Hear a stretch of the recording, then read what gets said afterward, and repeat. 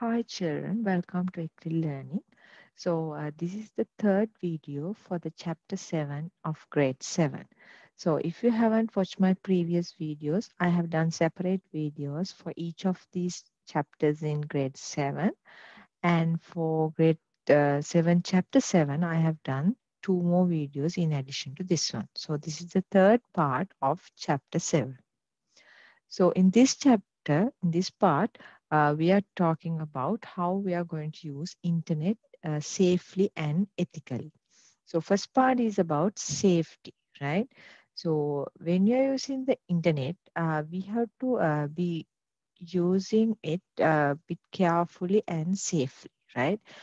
You may have heard the word hacking, right? So hacking means accessing data and information in a network or in a computer without the permission of the users, right?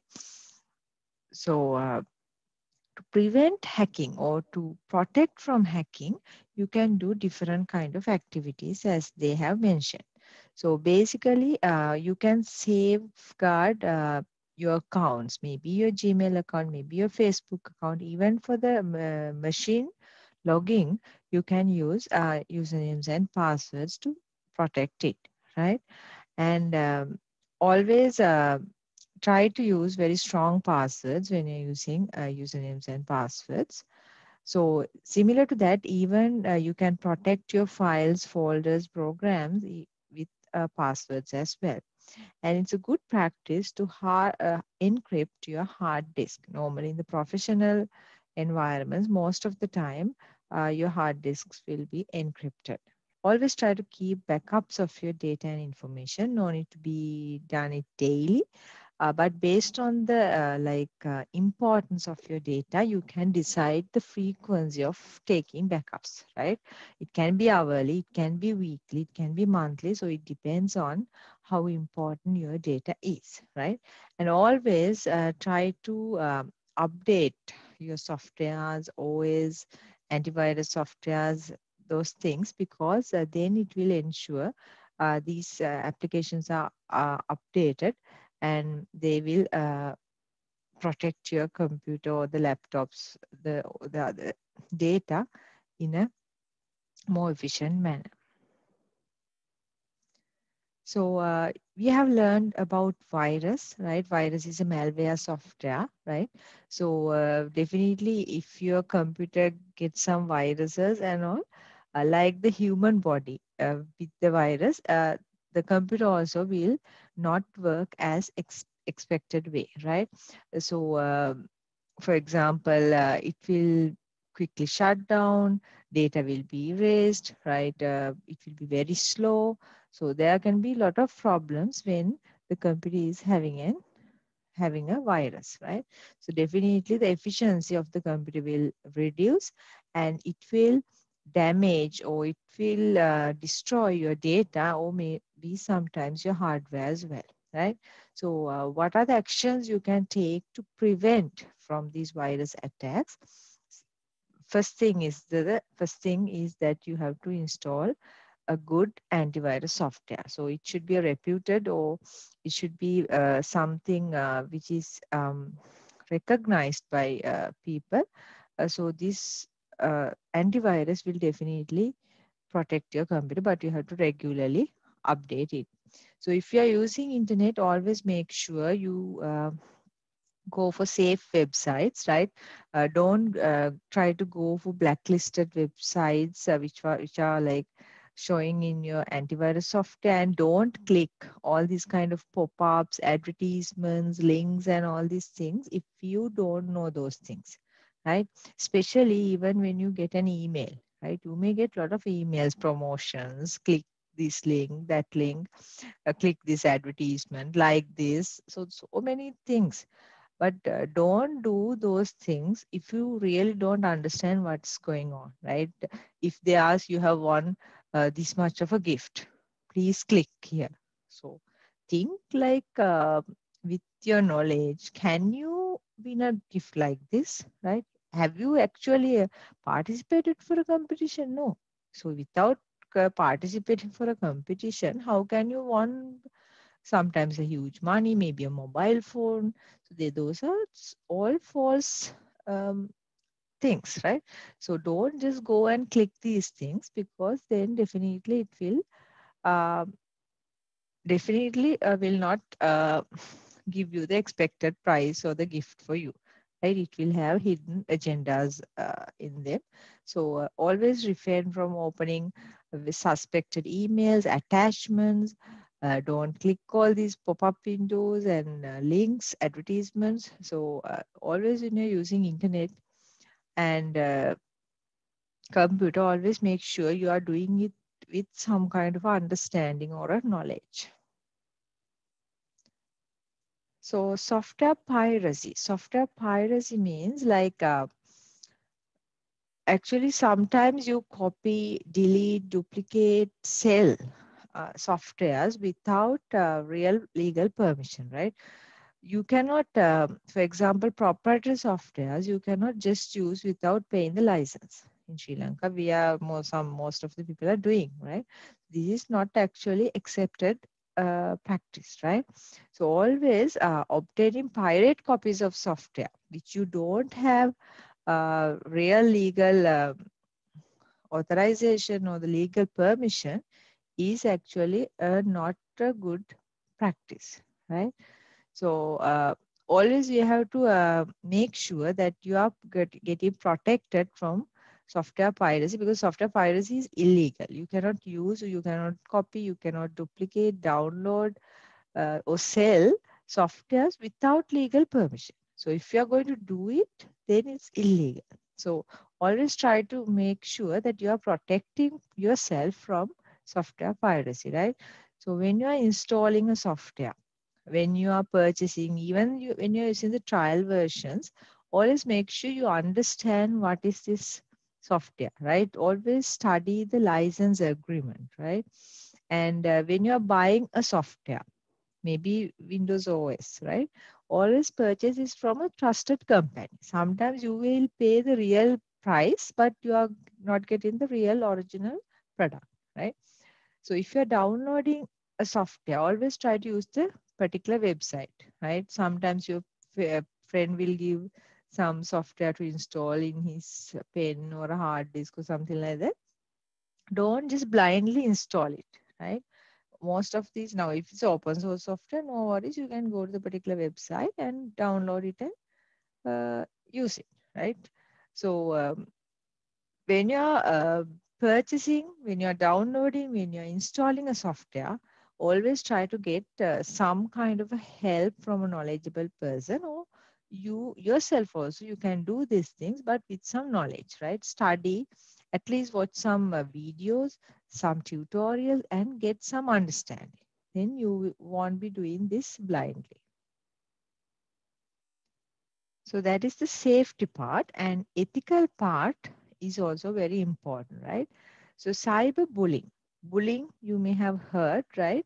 So cyberbullying means you are releasing false information which will make a person or an institute or some company uncomfortable, and like it is kind of harassment, it is kind of insultation for some party, right? So, cyberbullying can be done in different ways nowadays, like these gossip sites, Facebook, Instagram. There are so many social networking platforms which will always try to do this cyberbullying, right? They will take some content, and most of the time they will modify it in a very unexpected way, and they just release those things, right? So, it will definitely harm the reputation of different parties, right? So it can be done even using SMS or instant messages, right? By email. So all these things uh, can be done. Even you post some insulting photo, right? Making comments, uploading videos, and having very attractive headings. Like so, especially these gossip sites, what they are doing is they will take something and create a very sometimes totally contradictory topic or the subject and title, and they just publish it. So people will go and just maybe a YouTube video. They just go and watch it. But when they really watch it, it's not the real thing, what they put into their headings. So like that, they do cyberbullying. But make sure you know, if you do something like this, it's a cyberbullying and definitely it's a unlawful crime, right? So stealing data of other people, like uh, you cannot like a personal identity of a person, right? So if you are using internet, there's a high risk that these information, the personal identity related data can be stolen, right? So what are the data which indicate the identity of a person, like the name, address, telephone, birthday, those things. So if you are using internet, most of the time, some without your understanding or without your permission, sometimes these information can be stolen, right? For example, right, without obtaining the information related to a computer without the user permission, right? Or sometimes you give your personal data and those information are misused by other parties, like they sell these information with the business aim, right? For example, you give some for some one company or one information, when they're asking for some information, you give your email address, and then this business entity is selling your email address to another third party, right? That is not a good thing, right? It's actually illegal thing. They cannot expose your information uh, without your approval or without your permission, right? These things definitely happen. Sometimes you also don't know, you just blindly give your contact details or emails and all. Then these things will be used in a very different perspectives. Yeah, so when you're doing online transactions, precaution is very important, right? You should know how you can be safe in online domain, right? So always precaution is better, right? So these are the some steps you can follow to ensure your own online security. So update your antivirus software always, right? And when you're using the antivirus software, also try to use some reputed one. Don't just blindly go to Google and download something and use, right? And try to use the latest editions of web browsers, because web browser itself will protect, give some protection for you. So always try to update them regularly. And when it comes to even the OS, and turn on automatic updates, right? Maybe your OS, maybe your software, some softwares like even the antivirus, always turn on automatic updates. So always new updates will be happen. So it will catch latest viruses. That's why. So always try to use a strong password. I have explained this few times. What is a strong password? The length should be at least 8, right? And you can use simple letters, capital letters, numbers, special characters. I don't use 1, 2, 3, 4, 5, 6, 7 like that. It's not a strong password. A, B, C, D, E, F, G, H like that. Don't use your name itself. Try to use a password which is hard to guess but easy to remember, because you should remember, right? Don't write your password somewhere and keep it, right? Don't write it on a sticky note and keep it near your computer. So no point of having a password. So have a strong password, and make sure you don't disclose this, and don't try to use the same password for all the applications, because it's not a good thing. Try to have different kind of passwords for different applications. And even your Wi-Fi router, you have to protect with the password, because otherwise if you just let it to be connected anonymously, then anybody can log into your Wi-Fi router. So it is economically also not good, because you have to pay for other people's usage of data, and it's not secure as well. Okay. So phishing attacks, also you have to be very careful. So what is phishing attacks? Phishing attacks is like there's some kind of obtaining information by like they are acting as or appearing to be very trustworthy and very reputed body, but it's not the real case. This is totally a fraud, right? For example, you get some email from a bank, right? It's very similar to your bank, the logos, the colors, and all, but they're asking, please provide your account details, please provide your credit card information and all. So if you blindly go to the link of those emails and provide your information, then your real valuable information is actually cheated, right? So always you should refrain from clicking very suspected email messages, pop-ups, and hyperlinks. And if you get an email like that, always make sure you check with your real bank. You call to your bank and ask, did you send something like this? Okay. Or when you're providing information, don't just click the link on the email and provide it. You go to the bank website, and see whether they are actually requesting these information. Okay, so always double check with these real entity and provide you information. Because you just got an email, don't do it, because most of the times these emails look very similar to the real thing, but definitely there are problems. Maybe logo is not 100% correct. Maybe the email is having spelling mistakes, right? Banks won't send like something like that. So at first glance, yes, it's very similar to the um, trustworthy or your bank or your institutes and all. But if you carefully analyze, definitely you can identify something fishy, right? So that is also very important thing. Yeah, so that's the end of the chapter. And in this chapter, we basically learn about what is internet, right? Internet is actually a collection of networks, and it's the largest network.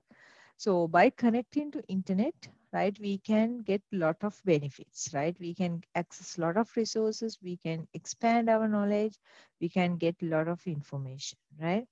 So there are so many services provided by the internet, World Wide Web, in emails, video conferencing, file sharing, search engines, entertainment, uh, social networking. So many features, so many services, right? So the main service provided by the internet is World Wide Web. And we talked about what is URL, right? Which is a method to identify different kind of resources uniquely, right? So then we have the web browser, right? Browser is needed to visit to a website. To make a website visible on your screen, you need a web browser. Then we had emails. So it has so many benefits over the snail mail. So you can use Gmail, Yahoo, Outlook kind of service providers for your email sending feature, right? So usually email address will have two parts, username and domain names. And in the emails, there will be different folders you can find in an email application like inbox, sent, draft, trash, spam, kind of. And then we learn about HTML, we learn about how to create a web page, and we learn about different kind of tags, right? Then comes the hacking, right? So hacking is stealing information and data from a computer, and you have to always make sure you are aware about viruses, right? Malware. There are so many malwares.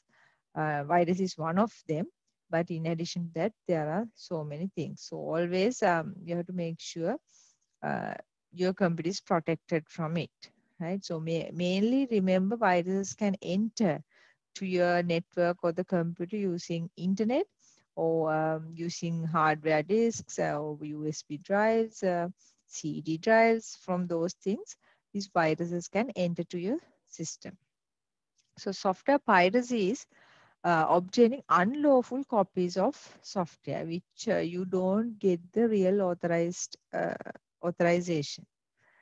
And then comes the cyberbullying. Cyberbullying means you are releasing negative, false information about somebody, which can make them uncomfortable. It can insult, it can be a harassment, right?